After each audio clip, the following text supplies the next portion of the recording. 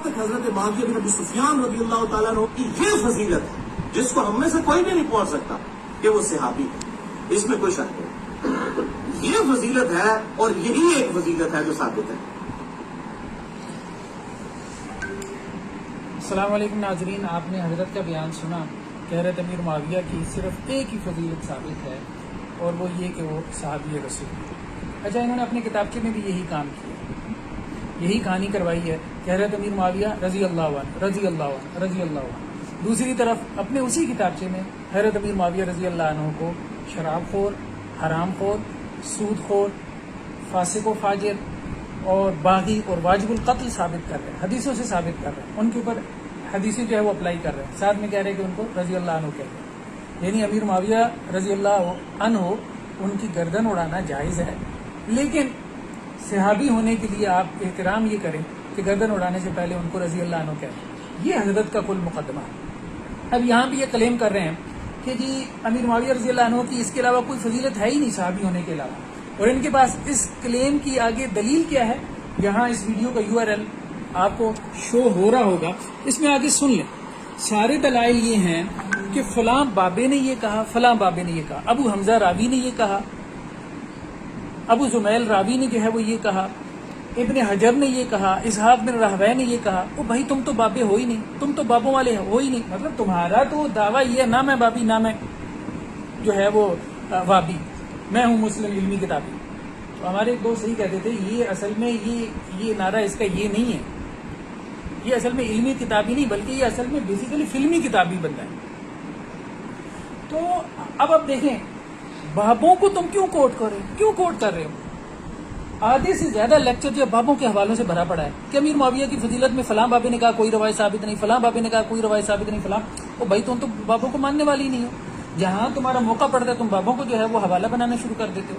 باقی اگر تم یہ کہتے ہو کہ ہمارے لیے تم بابوں کو بیان کر رہے ہو تو پھر ہمارے بابوں کے تمام حوالے نقل کرو نا، تمام حوالے کیوں نہیں نقل کرتے؟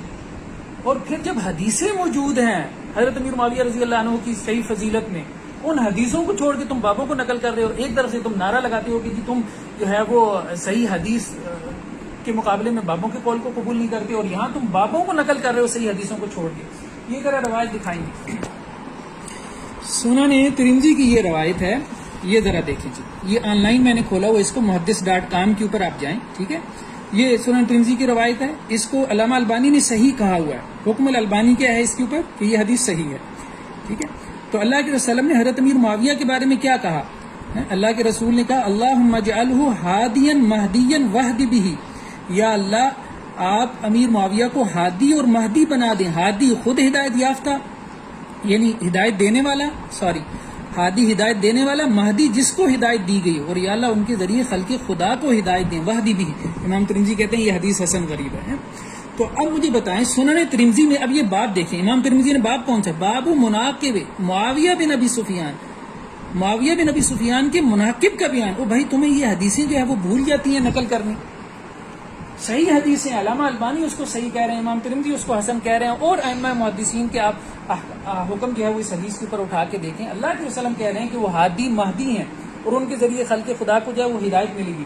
اس کے بعد سنن ترمذی کی ایک اور روایت دیکھیں، حضرت عمر بن خطاب رضی اللہ عنہ نے حضرت امیر معاویہ کو جو ہے وہ گورنر بنایا، شام کا گورنر بنا کے بھیجا، اور عمیر بن سعد اس سے پہلے گورنر تھے، ان کو معزول کر دیا۔ تو لوگوں نے کہا کہ یہ کیا ہوا کہ عمیر کو معزول کر دیا اور معاویہ کو جو ہے وہ شام کا گورنر عمر نے بنا دیا؟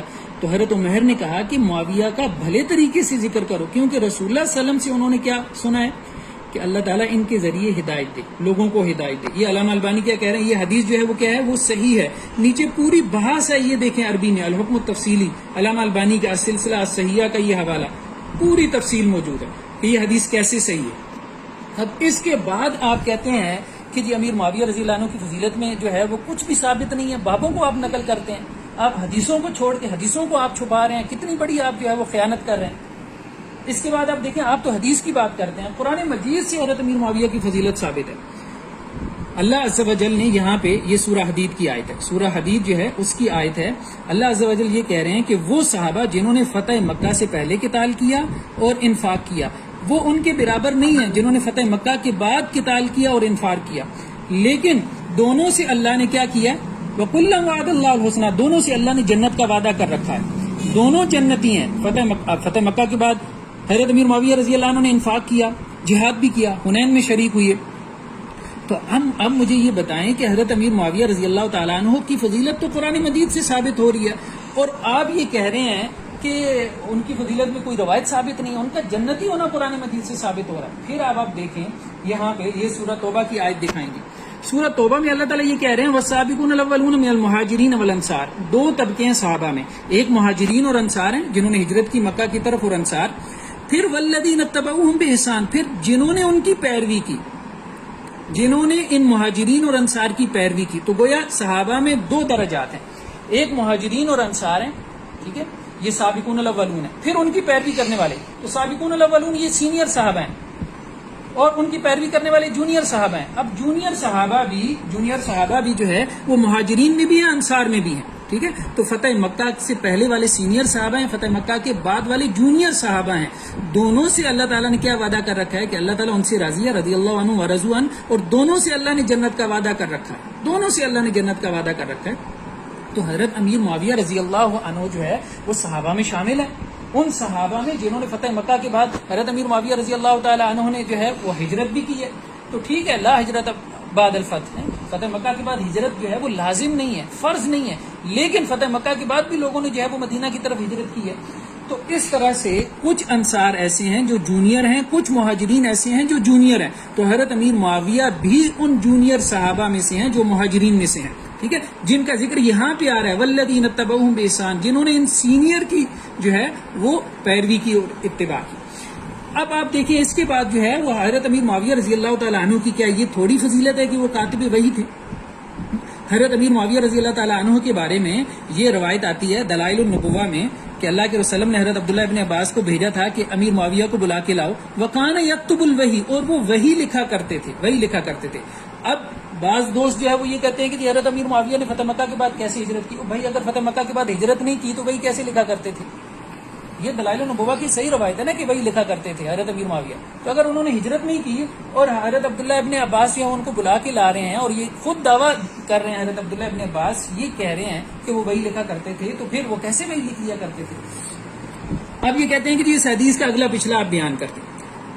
علماء جو اس حدیث کا اگلا پچھلا جو ہے چھپا دیتے ہیں، وہ دیکھیں جی صحیح مسلم کی روایت ہے، حضرت عبداللہ ابن عباس کہتے ہیں کہ میں جو ہے وہ کھیل رہا تھا لڑکوں کے ساتھ، تو اللہ کے رسول نے کہا کہ معاویہ کو بلا کے لاؤ، تو میں معاویہ کو جو ہے وہ بلا کے لایا، اور درمیان میں یہ بات ہے کہ وہ کھانا کھا رہے تھے، تو اللہ کے رسول صلی اللہ علیہ وسلم نے کہا کہ ان کو بلا کے لاؤ، تو دوبارہ کہا، تو وہ پھر جب دوبارہ گئے تو کہا کہ جی وہ کھانا کھا رہے ہیں، تو اللہ کے رسول نے کیا کہا کہ بھائی اس کا پیٹ نہ بھرے۔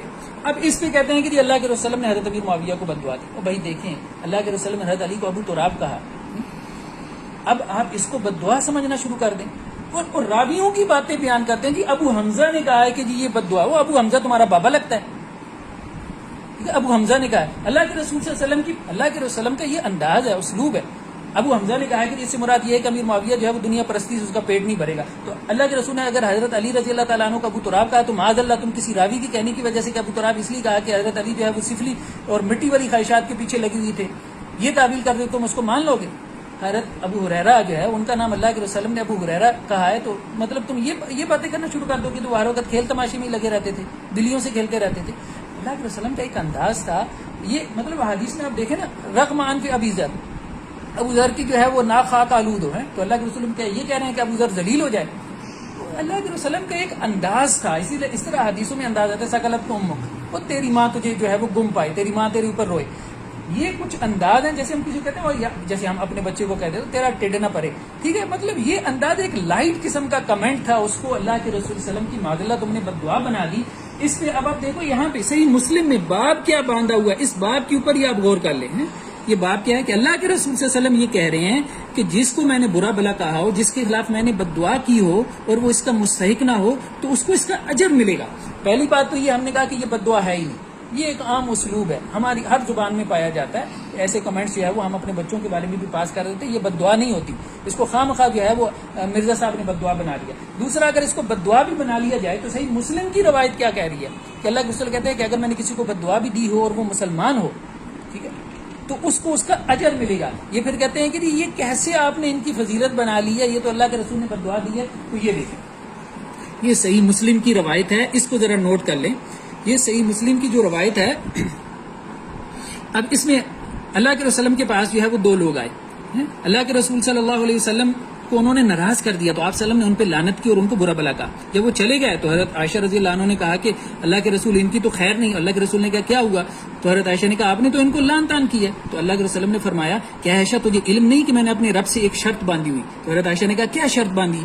تو اللہ کے رسول نے فرمایا کہ فَأَيُّ الْمُسْلِمِينَ لَأَنْتُهُ أَوْ سَبَبْتُهُ، میں نے اللہ سے یہ شرط باندھی ہوئی کہ اللہ تعالیٰ بشری تقاضی کی وجہ سے اگر میں کسی بھی مسلمان کو، امیر معاویہ مسلمان نہیں ہے کیا، کسی بھی مسلمان کو اگر میں اس کے اوپر لعنت کر دوں یا اس کو برا بھلا کہوں تو یا اللہ اس کا اجر بڑھا دینا، اس کے گناہوں کو معاف کر دینا.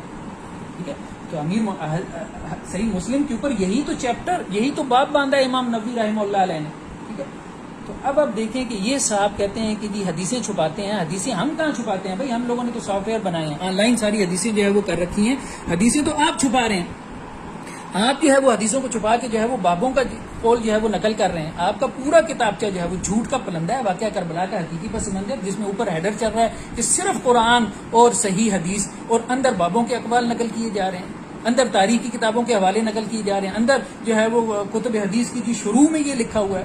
بھائی کوئی شرم اور کوئی حیا ہونی چاہیے. نعرہ یہ ہے کہ نہ میں بابی، میں ہوں مسلم علمی کتابی، اور صحیح حدیثوں کو چھوڑ کے ایک بندہ بابوں کو نقل کرنا شروع کر دے کسی مسئلے میں، تو وہ علمی کتابی ہوگا یا وہ فلمی کتابی ہوگا. السلام علیکم ورحمۃ اللہ.